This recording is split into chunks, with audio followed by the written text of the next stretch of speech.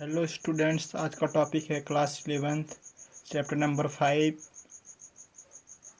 क्या दिया है कि सम्मिश्र संख्याएं और द्विघाती सूत्र, complex number and quadratic equation.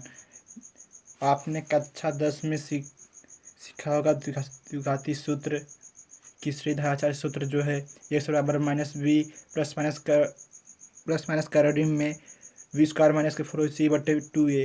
यदि कुछ इक्वेशन इस तरह से हो तो कि इक्वेशन इस तरह से जैसे कि ax² plus bx plus c बराबर 0, इस तरह से द्विघात समीकरण हो तो श्रीधरा का सूत्र लगाकर हम लगा देते थे। अब दूसरा सूत्र क्या था कि d बराबर b² माइनस के 4ac, जहाँ d क्या है, विविक्तर सूत्र है, तो इससे हमें मूलों की प्रकृति यानी कि मूल मिल जाते थे भाई। जब दो वास्तविक यानी कि दो द्विघाती समीकरण हैं तो दो वास्तविक मूल होंगे, यानी कि दो उसके मूल होंगे, तो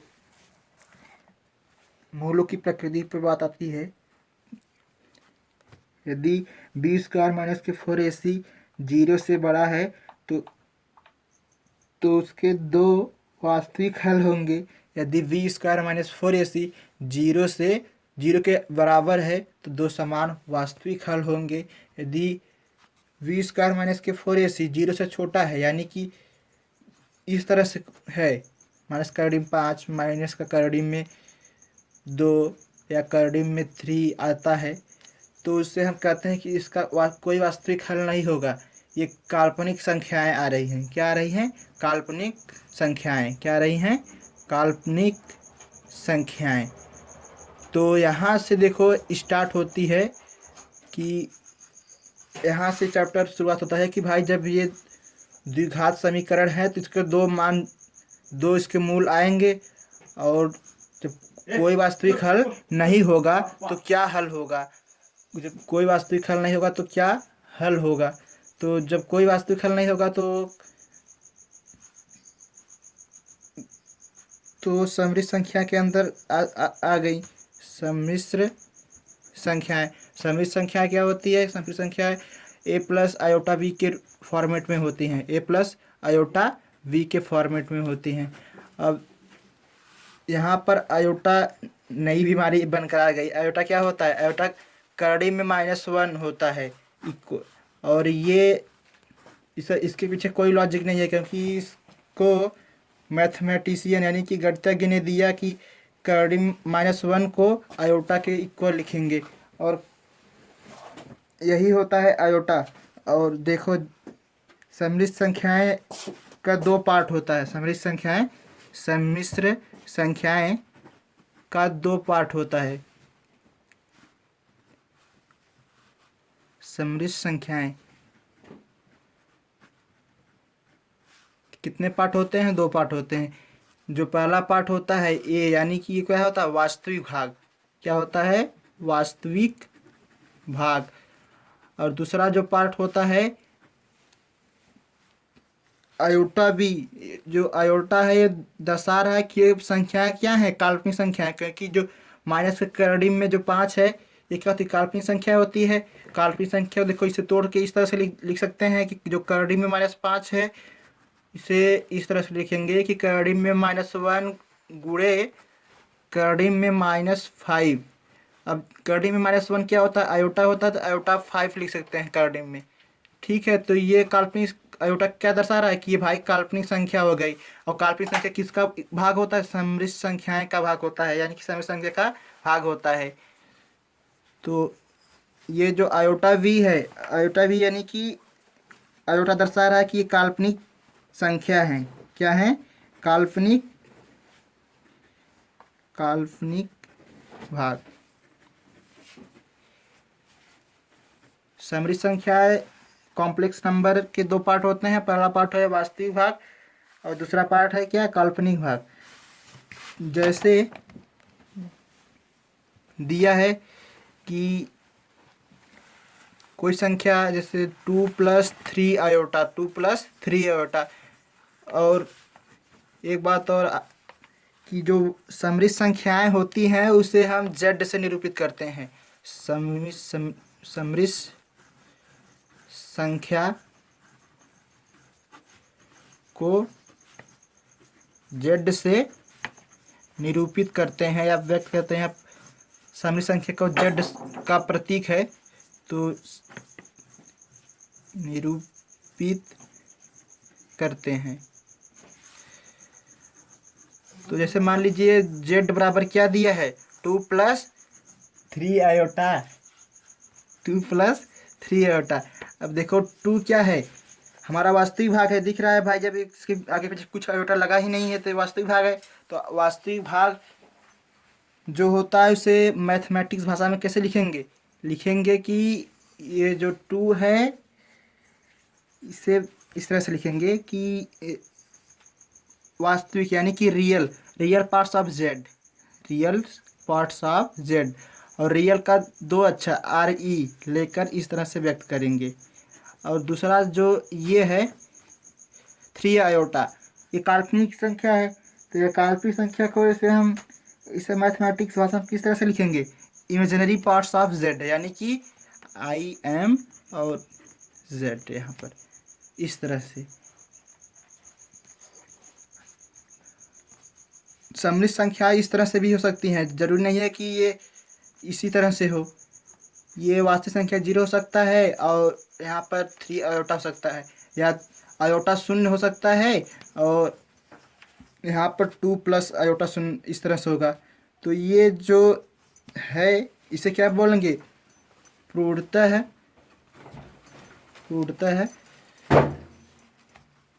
काल्पनिक भाग, पूर्णतः काल्पनिक भाग। और ये जो है इसे क्या कहेंगे, पूर्णतः, क्योंकि देखो ये 0 हो गया, आयोटा का गुणांक 0 हो गया, इसका मतलब ये पूरा 0 हो गया। तो ये हमें दिख रहा है कि क्या है, वास्तविक है, यानी कि पूर्णतः वास्तविक।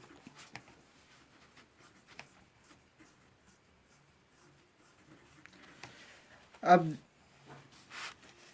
बात आती है कि आयोटा की उच्च घातें, आयोटा की उच्च घातें।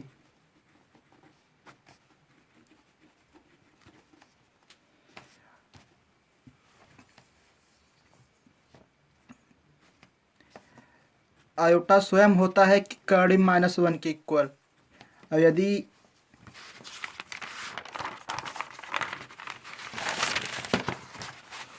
आयोटा का स्क्वायर है तो इस आयोटा पता है हमें कि कर्डिम -1 के इक्वल होता है, तो इसका स्क्वायर जब कर देंगे तो कर्डिम हट के आ जाएगा -1।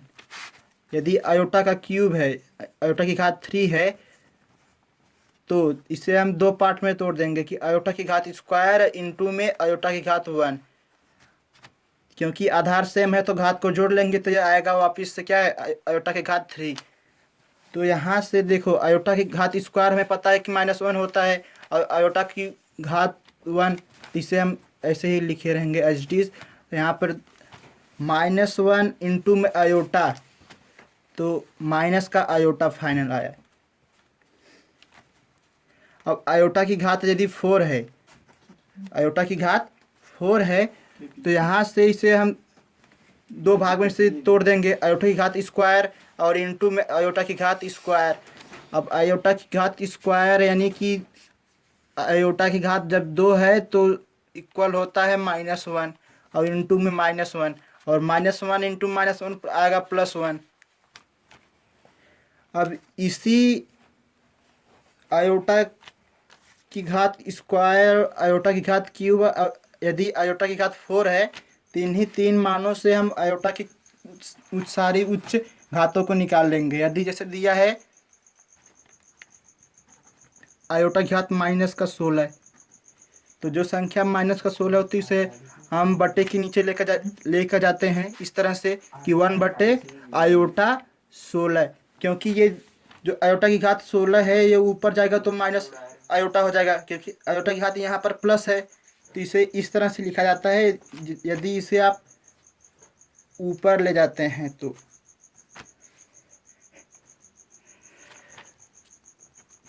अब देखो 1/आयोटा की घात 16 है। आयोटा की घात 16 इसे 4 के गुणज के रूप में तोड़ देंगे तो 1/4 का गुणज होगा 4, यानी कि 4 चौक 16, यानी कि आयोटा की घात वापिस से 16 आ जाएगा। तो यहाँ पर हमें पता है कि आयोटा की घात 4 क्या होता है, 1 होता है, और 1 का कितनी भी घातें हो वो 1 ही होता है। तो 1/1 यानी कि 1 आंसर आया। और यहाँ पर यदि 1/आयोटा हो तो 1/आयोटा हो तो उसका मान क्या होता है, 1/आयोटा यानी कि जो आयोटा है इसे हम ऊपर ले जाएंगे तो 1 गुणे माइनस आयोटा हो जाएगा, और 1 गुणे माइनस आयोटा आएगा माइनस का आयोटा। अब यही 3 जो आयोटा की उच्च घातें हैं 4, यानी कि ये और ये और ये, इन्हीं 4 मानों से हम भारी भरकम के सवाल को हल कर सकते हैं। कितनी ही आयोटा की उच्च घातें हो उसे हम 4 के गुणज के रूप में या आयोटा के क्यूब के रूप में तोड़कर उसे हम निकाल लेंगे। तो ये 4 मानों को याद रखने की आवश्यकता है। पहला, आयोटा की घात -1 यदि आयोटा की घात 2 है तो, और आयोटा की घात यदि 3 है तो होता है इक्वल माइनस आयोटा के, और यदि आयोटा की घात 4 है तो +1 के इक्वल होता है, और यदि 1/आयोटा है तो माइनस आयोटा के इक्वल होता है। अब देखो, equality of two complex number, equality of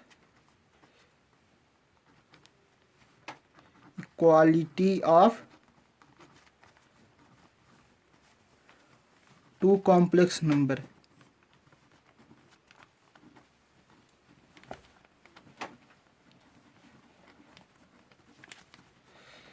यानी कि सममित संख्या, यदि दो सममित संख्या समानता दिखाई जाए किसी क्वेश्चन में, तो इस तरह से, जैसे कि Z1 बराबर दिया है 1 + 2 आयोटा और Z2 बराबर दिया है 2 + 3 आयोटा। तो क्वेश्चन दिखाया गया है कि Z1 इक्वल है Z2 के, तो इसका मतलब कि इसे इस तरह से लिखेंगे कि Z1 की जगह पर 1 + 2 आयोटा और इक्वल में 2 + 3 आयोटा। अब देखो ये क्या है, वास्तविक भाग है या काल्पनिक भाग है। वास्तविक भाग के इक्वल होगा और काल्पनिक भाग के इक्वल होगा। तो ये 1 किसके इक्वल होगा, 2 के, यानी कि 1 बराबर 2, और 2 जो आयोटा और +3 आयोटा, यानी कि जो ये है ये इसके इक्वल होगा। तो इस तरह से इसे हम क्या लिखेंगे, 2 इक्वल होगा 3 के, क्योंकि ये नहीं लिखेंगे आयोटा, क्योंकि आयोटा हमें दिखाता है कि भाई ये काल्पनिक संख्या है, तो इसे लिखने की आवश्यकता नहीं है, बस ये सिर्फ हमें दर्शा रहा है कि ये काल्पनिक संख्या है। तो इसे हम इस तरह से लिखेंगे। यदि जैसे दिया है दूसरा कि Z1 बराबर दिया है A + आयोटा V, और Z2 बराबर दिया है कि V + आयोटा C, और क्वेश्चन में दिया है कि Z1 इक्वल है Z2 के। तो इसका मतलब हम लिखेंगे कि A + आयोटा V बराबर V + आयोटा C। तो इसका मतलब ये जो A होगा V के बराबर, A होगा V के बराबर और V होगा C के बराबर, क्योंकि ये क्या है, वास्तविक भाग है, तो वास्तविक भाग के इक्वल होगा और काल्पनिक भाग के इक्वल होगा। ये दर्शा रहा है कि ये काल्पनिक भाग है, और ये भी दर्शा रहा है आयोटा की काल्पनिक भाग है। तो ये जो वास्तविक भाग के इक्वल हो गया और काल्पनिक भाग के इक्वल हो गया। तो यहाँ पर आयोटा लिखने की आवश्यकता नहीं, क्योंकि आयोटा में दर्शाता है कि ये क्या है, काल्पनिक भाग हैं। तो इसे हम आयोटा यहाँ पर नहीं लिखेंगे, डायरेक्ट लिखेंगे V बराबर इक्वल है C के और A इक्वल है V के। तो आज के इंट्रोडक्शन में इतना ही। Thanks you friends.